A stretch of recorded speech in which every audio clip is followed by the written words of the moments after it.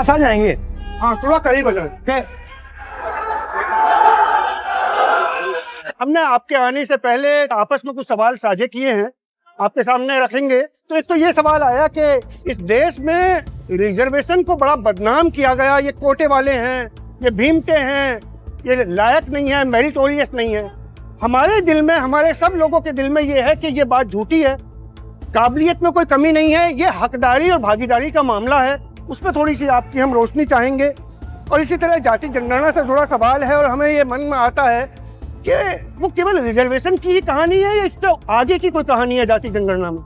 हमें लगता है कि आपके बातों में कुछ नई बात हमें कई बार महसूस होती है, इसको बढ़ाने की जरूरत है। सबसे जरूरी जिस चीज को मेरिट कहा जाता है उसका निर्णय कौन लेता है। मैं आपको छोटी सी कहानी बताता हूँ। बड़ा सुंदर एक्सपेरिमेंट हुआ अमेरिका में। जैसे हमारी IITs होती हैं, उनका जो टॉप एग्जाम होता है उसको SAT कहते हैं। और जब SAT पहले लागू हुआ तो एक अजीब सी चीज आई कि जो अमेरिका में गोरे थे वो सब टॉप कर रहे थे और जो काले चमड़ी वाले थे वो इतना अच्छा नहीं कर रहे थे, और वो जो स्पेनिश बोलते हैं वो भी इतना अच्छा नहीं कर रहे थे। तो पहले क्या बोला, पहले जो उनके बड़े बड़े एकेडमिक्स थे उन्होंने बोला देखो ये जो है ना, ये जो काले हैं और ये जो स्पेनिश बोलने वाले लैटिन अमेरिकन हैं, ये इतने मेरिटोरियस नहीं है, इनको मतलब वो बात समझ नहीं आ रही है, इनकी कैपेबिलिटी कम है। और ये काफी सालों चला।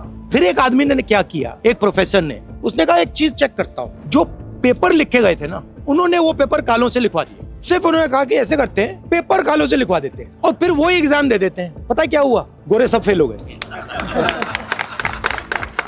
मतलब जो सिस्टम को कंट्रोल कर रहा है वो ही मेरिट डिसाइड कर रहा है। अब मान लो आप किसान के बेटे हो और मैं मतलब किसी बड़े ब्यूरोक्रेट का बेटा हूँ। अगर आप एग्जाम लिखोगे मैं फेल होऊंगा ही होऊंगा, और अगर मैं एग्जाम लिखूंगा तो आप फेल हो गए होगे।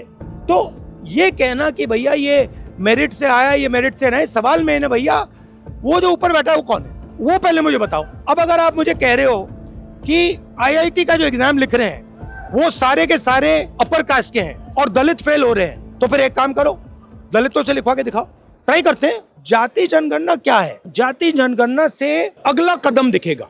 जाति जनगणना में ये कहना कि जाति जनगणना सोल्यूशन है, नहीं, मगर जाति जनगणना में ये पता लग जाएगा कि भैया आप कह रहे हो कि दलित लोगों में कोई कमी है, ठीक है, मगर ये जो संस्था है जो डिसाइड कर रहे हैं इनमें तो एक दलित है ही नहीं, उनकी तो आवाज ही नहीं, उनकी सोच ही नहीं है, तो कैसे होगा?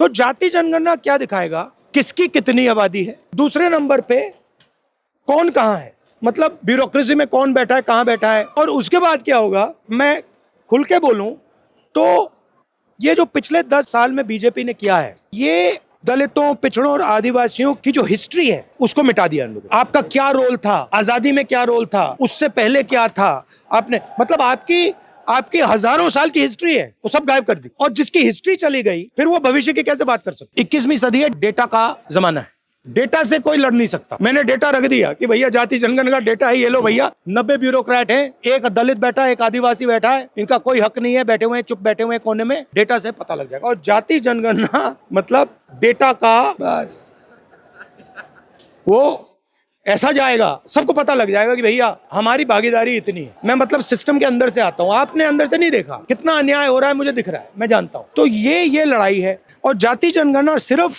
जो मेरा कॉन्सेप्ट है वो सिर्फ आबादी का नहीं है। तो एक सवाल ये है कि भैया कितने पिछड़े हैं, कितने दलित हैं, कितने आदिवासी हैं, आपकी बात कैसे पहुंच सकती है? मतलब दलितों की बात मीडिया में कोई कर ही नहीं सकता, पिछड़ों की बात कोई कर ही नहीं सकता। आजकल हम देखते हैं, कहते हैं भैया मीडिया न्यूट्रल है, मीडिया न्यूट्रल नहीं है। मीडिया दलितों के, आदिवासियों के, पिछड़ों के खिलाफ है। ये क्लियर होना चाहिए। पिछड़ों को, दलितों को, आदिवासियों को पता होना चाहिए ये जो हम देख रहे हैं ये हमारा नहीं है। तो ये मेरी थिंकिंग है। और एक और बात मैं आपको कहूँ, ये जो पिछड़ा शब्द है ना, ये अच्छा शब्द नहीं। ये अदर, बैकवर्ड कास्ट, पिछड़ा, ये नहीं। आप इस देश के फाउंडेशन हो, ये देश ये आप लोग चलाते हो। ये कहना कि भैया ये दूसरी पिछड़ी जातियां, इसका क्या मतलब है? आप प्रोड्यूसर क्लास हो, जो हिंदुस्तान में प्रोडक्शन होता है वो आप करते हो, भोजन आप देते हो, ये बनाया आपने, ये सब आपने बनाया, ये इमारतें आपने बनाई। तो आपको ये जो आपकी हिस्ट्री है, जो एक्चुअली हिंदुस्तान की सच्ची हिस्ट्री है, वो आपकी हिस्ट्री है। बहुत बड़ी बात आपने कही है। एक समय उम्मीद इस देश में जागी थी कांशीराम साहब के समय के इस देश में अब बहुजन वैचारिक आंदोलन से देश में बदलाव होगा और सभी जातियों को, सभी वर्गों को उनके हक और अधिकार मिलेंगे।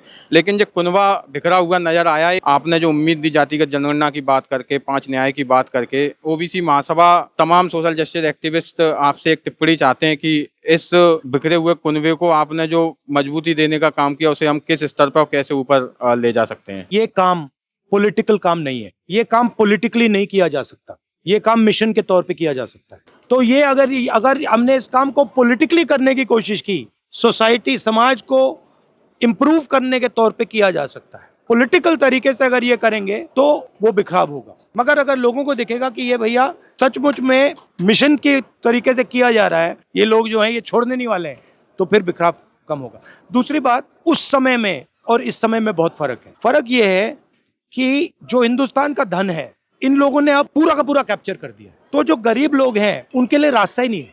पब्लिक सेक्टर गायब हो गया, अग्निवीर आ गया, ठेकेदारी प्रथा आ गई, तो जो पहले रास्ते थे निकलने के सारे बंद हैं। तो कोई चारा ही नहीं बचा। अब यही रास्ता है और चलना ही पड़ेगा इस पे, आप देख लेना। मैं भी एससी वर्ग से आती हूँ। संविधान ने मुझे और मेरी जैसी तमाम भारत की महिलाओं को अधिकार दिया है अपनी बात रखने और बोलने का। आज संविधान खतरे में है, उसे खोखला किया जा रहा है, उसकी जड़ें काटी जा रही है। सबसे बड़ी चिंता मुझे लोकतंत्र पे है। तो हम सारी महिलाएं आपका साथ देने के लिए तैयार हैं, पर आप हमसे क्या चाहते हैं वो हमें बताएं। हम सब कुछ करने को तैयार हैं। देखिए, कांग्रेस पार्टी में और बीजेपी में बहुत फर्क है।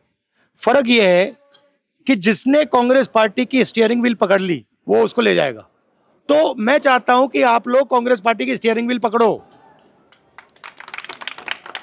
वो लड़ाई है, वो आपको आसानी से नहीं पकड़ने देंगे, बट मैं चाहता हूं कि आप लोग इसको अपना मानो कि ये हमारा हथियार है और उसमें आप मतलब पोजीशन बनाओ। क्योंकि जो भी कांग्रेस पार्टी को कंट्रोल करता है वहीं कांग्रेस पार्टी जाएगी। मेरा लक्ष्य है कि जब मैं राजनीति खत्म करूं तब हिंदुस्तान में 50% महिला चीफ मिनिस्टर होनी चाहिए। मेरा लक्ष्य है, मैं कहता नहीं हूं, बट इसके लिए पाइपलाइन बनानी है। इसके लिए मतलब ऐसे वो नहीं बनेंगी, पहले प्रधानी लेवल से, फिर एमएलए लेवल से, फिर एमपी लेवल से, फिर जाके बनेंगी। मगर मैं चाहता हूं कि कम से कम 50% चीफ मिनिस्टर महिला हो। आज एक है। एक निवेदन था, आपने इस पूरे देश में हम लोग सारी संप्रदा के लोग हैं, सारी जाति के लोग हैं, हम चाहते हैं आप हाथ बढ़ाएं और हम आपका हाथ है सर, ऐसे सर, ऐसे सब लोग हाथ बढ़ा के, सब लोग आइए। एक हम होंगे कामयाब, हम होंगे कामयाब, हम होंगे कामयाब एक दिन। मन में है विश्वास, पूरा है विश्वास, हम होंगे कामयाब।